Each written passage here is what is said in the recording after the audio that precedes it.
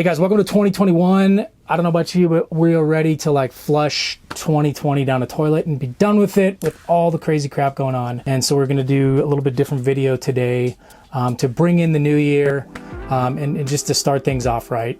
So we've been seeing on YouTube like people doing these videos like things I learned in my 20s and those are all great.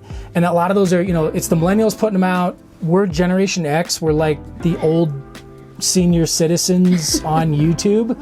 Like I honestly think every millennial has had a YouTube channel at one point, and there's like 5 of us from Generation X that know what YouTube is. Maybe a few more. Yeah, exactly. Except for some of the Karens that made cameos, you know. Seriously, so what we're gonna do is we're gonna do the things we learned in our 30s, and we're both rolling into our mid 40s. Well, I'm rolling into my mid 40s. She's still in the early 40s. Anyways, we're going to give you like the things we learned in our 30s, because I don't know about you, Jenny, but our 20s to me, I know for me, my 20s was like, I wanted to say a shit show, but my 20s, I made a lot of mistakes. I made a lot of screw ups. It was like a train wreck. You know, that was my 20s, was a train wreck. But in my 30s, I think at least me, I really started learning, kind of getting my groove, figuring things out, figuring life out. The 20s was a whirlwind. I mean, we had kids young too. But yeah, the 30s, we started to figure things out. So we literally we raised our kids most of our 30s. Like that was our primary, child raising years. And we also made some really smart decisions as far as careers and things we wanted to do and financial decisions. We actually made some of our smartest financial decisions in our 30s that has now set us up to be financially independent and retire early in our 40s. And our 30s was like our hustle years because it was busy, right? Very busy. Yeah. You don't know what busy is until you're doing like full-time job, raising kids, activities, all that stuff. I mean, you have zero free time. Free time is a thing of the past. These are the top 10 things that we learned in our 30s, and we get it. Everybody's unique. Everybody's situation is different. Everybody's path's a little bit different. Maybe not all these are going to apply to you, but I think a majority of them are going to apply to you. If you're somebody in your 30s or you're going into your 30s, we're hoping this is going to provide value and just help you to, some of the things that we learned in our 30s and some of the steps that we did. So number 10, people want you to be like them, and they get nervous when you're not. So what do we mean by this? When you do something outside of the box or outside of the norm, it freaks people out. Embrace minimalism freaks people out. Sell all your stuff and live in a van or an RV freaks people out. Tell people you're going to quit your jobs and retire early to live a more full lifestyle. It freaks people out. And so I think that's what happens is people get, so comfortable, and they want you to be, when somebody does something a little bit different that's outside of the norm, it scares people. And I think, in this age, so many people are into like inclusivity and everybody needs to do the same and don't be unique.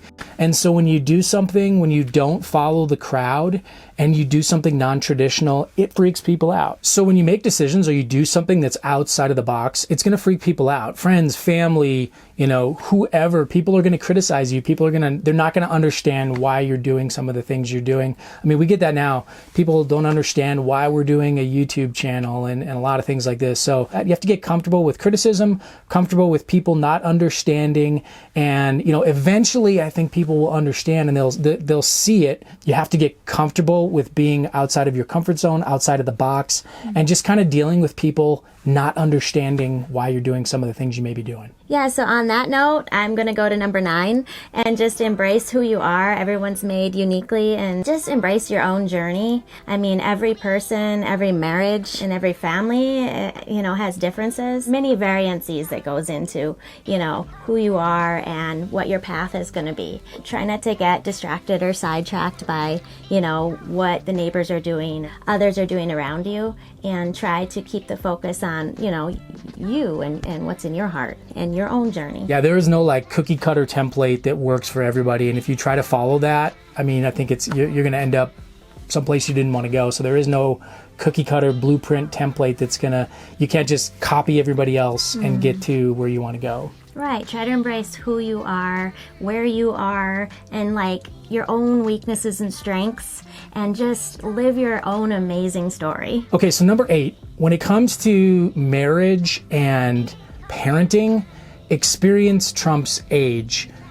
Now, let me explain what I mean by this. So we got married young, we had kids young, and it's funny when I tell people, or Jenny says she's an empty nester, you should see people's reaction, because one, they look at her, they hear her, they think she's probably in her 20s or 30s. And it's like when people's jaws just hit the ground when she says like, oh, I got a 22-year-old and a 20-year-old. I'm starting to get some gray hairs here. You see that? Okay. So she's starting to grow into it. But I mean, it's seriously like people, it freaks people out when we're like, hey, we're empty nesters. Because it's kind of, like we said, go back to number 10, it's non-traditional. So we're the oddballs, but a lot of people in their 30s start, getting married, start having kids. And we assumed like people that got started, or maybe they got married or had kids a little bit later in life in their 30s or 40s. Like we assumed that they were going to be better at it. They were going to know more about marriage or know more about parenting, and it was going to be easier for them.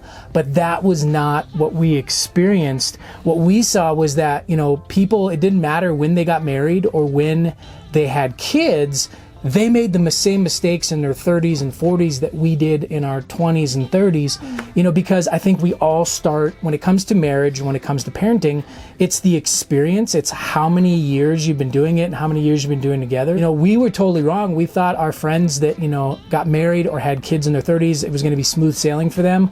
And they made the same mistakes as us, and that was just kind of ignorance on our part. It doesn't really matter how prepared you are and how much research you do ahead of time. Every single kid is different and unique, and none of them come with a manual. So some of the things they do and some of the things you go through might throw you off. When it comes to marriage and stuff like that too, you're jealous in your 20s, you're jealous in your 30s, you're jealous in your 40s. It doesn't matter. And you have to work through that stage of marriage where it's like you get over the jealousy and you begin to trust each other and you get comfortable around each other.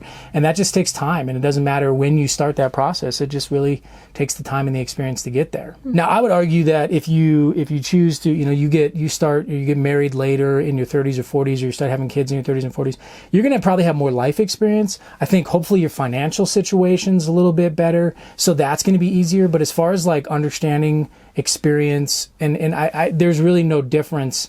We all kind of start at the same starting block when it comes to that. And it's really, we all go on the same journey, and it's that experience that trumps the age. So yeah, it doesn't matter when you get married or when you start having kids.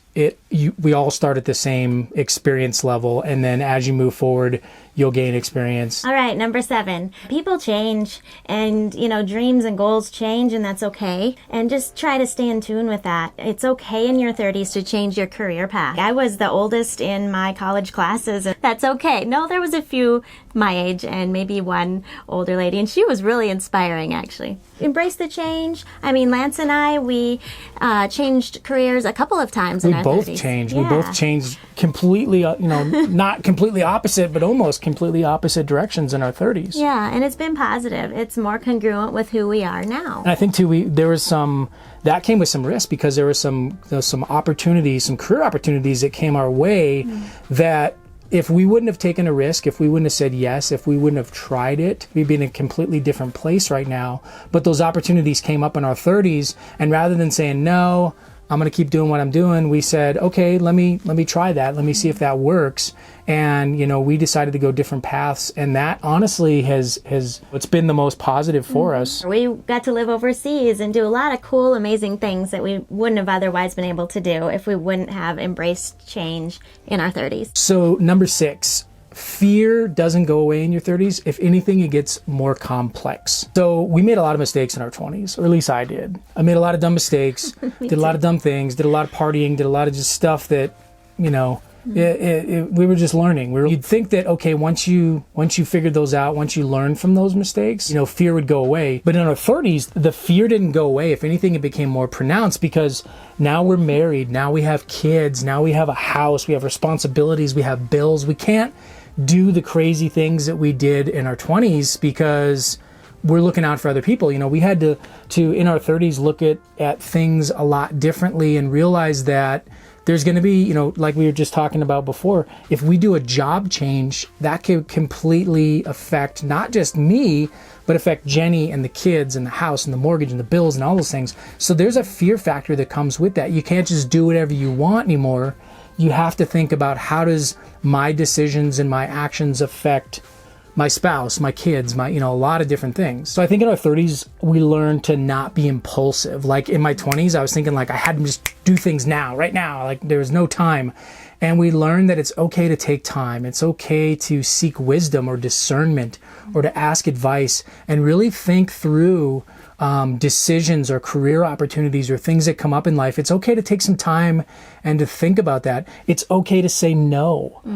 We learned that as a big thing is, some career opportunities, some, advancement, that things that could have led to, advancement in our careers, we said no to because we put the marriage or the family first. Now, on the flip side of that, I would say don't be risk averse either. Don't go the opposite direction and say, well, I'm not going to take any risk because I just want to be comfortable, or I just want to avoid risk, or I just want to avoid fear, because doing that also has a whole nother set of consequences. So, it's kind of like moderation. You don't want to take crazy risks, but you also don't want to be so risk averse that, you miss opportunities. Number 5, relationships will either add to your life or take away. I'm not saying that you shouldn't be compassionate and be there for people and reach the lost and the hurting. I'm all about that. I'm a therapist. I do that every day. But you also need to be mindful about, like, when you're spending time with someone, how do you feel, when you're done spending time with them? How do you feel about yourself? How do you feel about the world? Are you feeling hopeful? What were they pouring into you? Or were they, making you just feel exhausted and nothing left to give your family or others, And I think it's, we've learned that too. Like, you have to have boundaries with toxic people. And, if somebody wants to just get together and gossip and just like complain and just, everything is, the world is just a awful place and everything's doom and gloom. Like, we just don't have time for that, I think. Like we'll listen, and we'll give you an ear to listen to if you really need it, if you're really in a hurting place. But if it's like every single time we get together, it's nothing but negative, toxic, it's like, we just don't have time for that. Right. And this is, I think, it's harder with families as well, because if these are family members, we've said this before in a previous video, that we're always going to love our family, we're always going to be there for our family, but we may have to minimize the time we spend with those people if it's a toxic environment nonstop all the time. Right, or at least set those boundaries, We want to be there for everyone, but maybe, not doing it on a special day, like for your kid's birthday, if it's somebody who tends to be negative. Just being careful of that and setting those boundaries so that you can pour into others and, encourage others and lift them up. So be mindful of who you're hanging out with and who you're spending your time with. It does matter. I would say that too, as far as when it comes to, and it's ironic that I'm saying this on a social media platform, but you have to be careful with social media because there's positives and negatives to social media. Yeah, it helps people stay connected, but there's also a lot of toxic, angry talk that goes on social media as well, and that can just suck away from your life and your productivity. So you have to learn to put boundaries up with technology as well, and just say, if it's nothing, if all I'm getting is negative or politics or news or whatever, it's just negative all the time, I'm just going to say, you know what, I'm not going to spend time doing this because it's not adding value to my life. Right. There's a time and a place for that. I've noticed a lot of people use social media kind of like their journal, kind of pouring all their negative feelings and thoughts into it. And if everyone's doing that, social media can become very toxic. Okay, number 4. Now, I think there's going to be some people that disagree with me on this. And again, this is our unique situation. So we understand there's people that have a different perspective on this, but we would say that your job or your career, it's what you do, not who you are.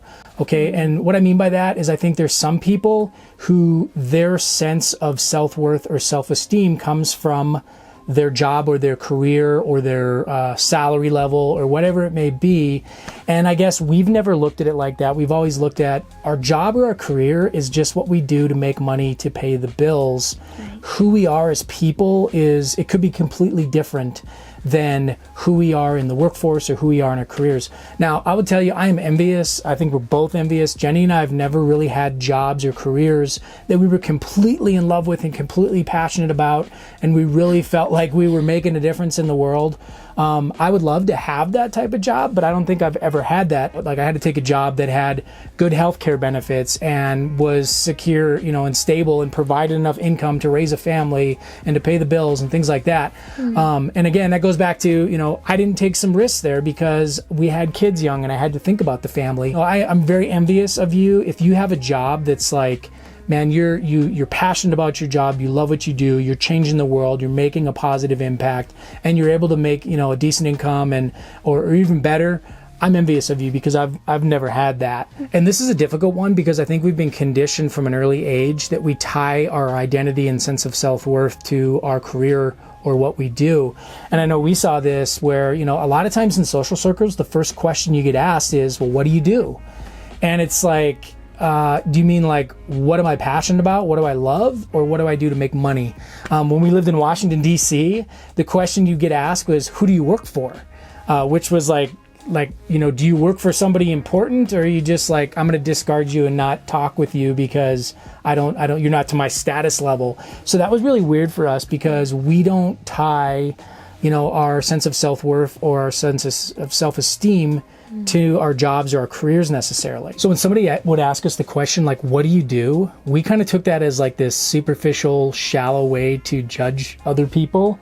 And it's just like, okay, if I give you some big fancy title, would you treat me differently than if I said, well, I'm a husband and a father and, whatever. So we derive our sense of self-worth and self-esteem from our creator, from our, role as a good husband or wife or as a good parent.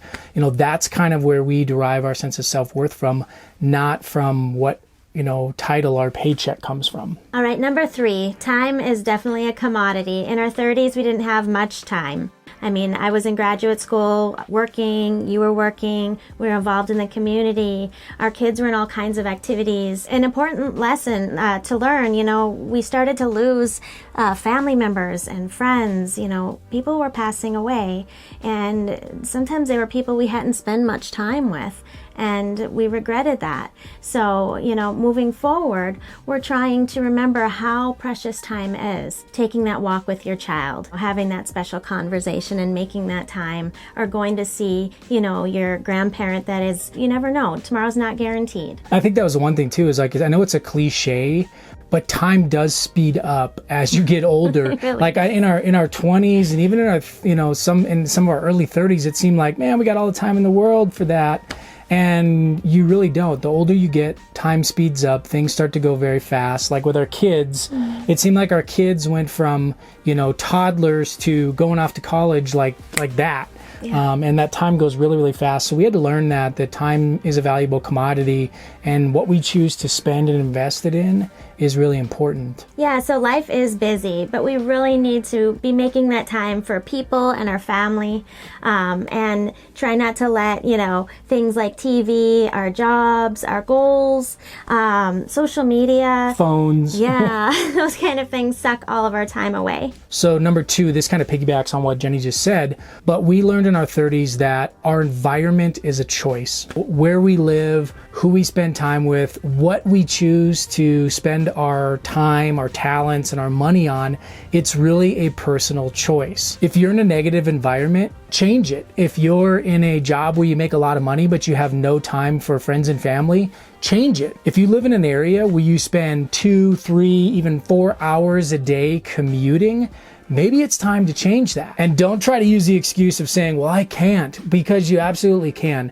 Now, if you have to move to a new area where you don't know anybody, or you have to take a lower paying job, or you maybe change careers, I understand that's going to cause fear and discomfort and uncertainty. Again, that's living outside of the box, but you do have a choice. So you have to realize that you have a choice in everything, and we really have to examine that. But I think you have to weigh the physical and the mental benefits of where you're at, and if your environment is a toxic environment, if it's draining you physically, mentally, emotionally, financially, is it really worth staying in that environment? And by environment, we don't just mean where you live. That could be the job you're in, a relationship you're in, whatever you're in. So we spent a number of years living in the city, living a really, hurried lifestyle. I was commuting 2, 3, 4 hours a day to work. And, we finally moved out of the city And, you know, I get it. You know, some people love the city, but we moved out of the city. Our stress levels came down. Our anxiety levels came down. Our hurried lifestyle came down. And surprisingly, our finances went up. So, I mean, it was a positive for us. So we changed that environment. It's a good thing for us. I don't think we would ever go back. Number 1.5, because Lance is going to have a bonus at the end. Bonus. Life is going to throw you some curveballs. It just does. And just remember, it's all going to work out. You know, everyone's life is different. In our 30s, you know, there was some things in the moment that seemed really disappointing. Sometimes even like it was the end of the world. But I'm glad we pushed through that. Remember when they canceled my beef jerky, my favorite beef jerky? I was Not a big deal. I was upset. Not what I was referring They stopped making my favorite beef jerky. Anyways, just remember that, because now when we look back, it's like, I'm glad we went through those things, those really hard things, and because that's what grows us into better people. That's what helps us have empathy and compassion for others going through the same stuff. It just gives us character overall and helps us grow. So just remember that. In the end, it all works out. It's like Grandma said. Grandma's always said that. It's going to work out, honey. It really does. Yeah, it does. Yeah. Just hang in there. Have faith. It all works out in the end. It doesn't even matter. And number 1, or the bonus, or whatever you want to call it, joy is a choice. Now, you often hear people say things like, well, you know, the purpose of life is to be happy. But I would argue that, you know, happiness is an emotion, and an emotion that's fleeting. Like, so there's all sorts of destructive things that we can do that's going to give us a short burst of happiness, but that doesn't necessarily mean that in the long run that's going to be a positive thing for our lives. So we would say that, you know, rather than trying to chase happiness, choose joy. So joy is a state of mind that we choose regardless of our external circumstances. So have you ever been in a situation where maybe you're doing something physical, you're on a hike, you're soaking wet, you know, it sucks. And you break out laughing, or the people you're with, you laugh, and it's so funny because it just seems so ridiculous, the situation you're in. Well, that's joy. That's that choosing to have a positive attitude and be joyful no matter what the external circumstances in your life look like. And that's different than happiness, which is just a feeling. So joy is actually a choice that we have to choose. Emotions like happiness change from minute to minute. You know, people can hurt us, people can let us down. But joy is really, it's a state of being, it's a state of mind that you choose, that no matter what life throws at you, you're going to have a positive attitude and you're going to be joyful in that moment. Spend some time in some really like third world impoverished countries, and what you'll see is happy, joyful people, even though they are living in poverty. Their external circumstances doesn't look very positive. They are some of the most joyous and happy people you will ever meet. Meanwhile, in the United States or the Western world, we have everything that we ever wanted, and we have the highest rates of anxiety and depression and, you know, drug use and alcohol use in the entire world practically. So you have to look at that. And that's the difference we're talking about, is that happiness is really emotion. It comes and goes, but choosing to be joyful is something that you can do. You know, and at least I think what we found is that it doesn't matter how bad it gets, there's always somebody that has it worse than you. And that person would love to be in your bad situation. To just have this negative defeatist thoughts when you're in that situation, that's not going to be helpful at all. So probably one of the biggest things we learned in our 30s was forget the drama, forget the game. Choose to be joyful and let other people experience your joy.